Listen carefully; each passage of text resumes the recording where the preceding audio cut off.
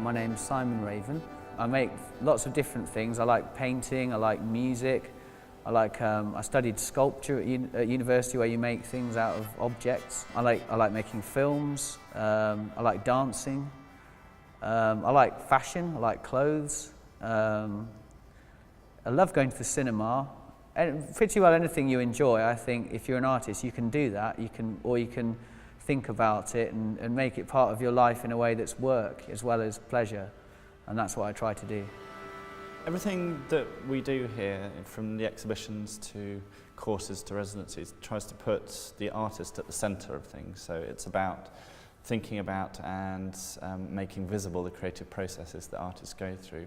So the residencies that happen in the artist studio here are the sort of clearest manifestation of that in a way. So people can come and visit the artists when they're here, making new work, thinking about their processes, engaging with the shows that we have on in the galleries, as well as engaging in the public programme that we have. I applied for this particular bursary because I know Camden Arts Centre is a great place, so that was one thing. Another one was that it's organised jointly between Camden Arts Centre and an organisation called SHAPE, who are based in Camden, and they're a disability identified organisation where they support artists who are disabled in one way or another.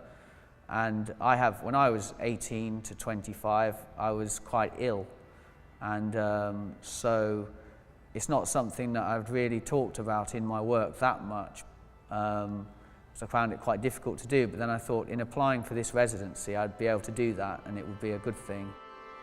The Adam Reynolds Memorial Bursary was set up in the memory of Adam Reynolds, who died 7 years ago now. Adam was a disabled sculptor, and he was also the chair of SHAPE and on the board of SHAPE for a period in the 1990s. And we talked with Adam's family way back in 7 years ago about running this bursary, and it was going to be a one-off event, and we thought it was such a fantastic opportunity for mid-career disabled artists that we, as an organisation, were determined to raise money every year so that we could host this, and that we'd try and get into a dialogue with really good contemporary galleries who would want to be partners in the bursary with us. And I'm really delighted that we've engaged some fantastic galleries as part of this journey that we've been on. When I first turned up, I just didn't know what to do. I turned up at Camden, there's this beautiful big room that we're in now, and the best room I've ever had to make art in terms of it's so big and it's got big windows and it's lovely and high. And so your ambition really kind of grows and you think, wow, what could I do in here? You know, this is great.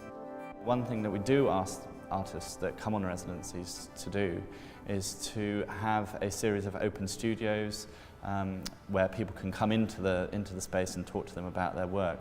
We also ask them to maybe engage with our public programme in terms of talking about their own work, maybe screening films. We also, if it's appropriate, stage performances that come out of the work that they're doing here or things that they've done previously.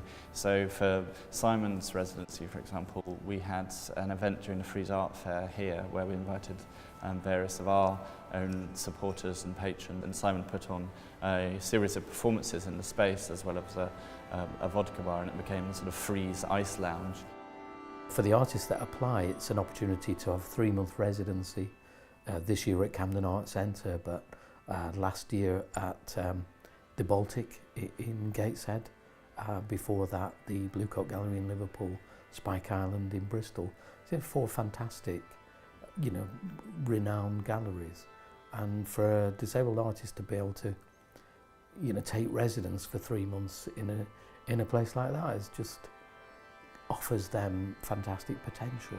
It's a real space for experimentation and trying out new things, taking some risks in an environment where it's okay to do that, where you can manage it and you can actually get things done in a sense. They're going to meet other artists, they're going to have an opportunity to talk with curators about their work, how they present their work.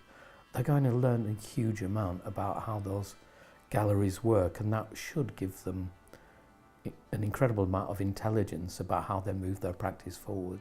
And the more people you can talk about your work to and show it to and all of that, then the better. Maybe you'll understand what you're doing, and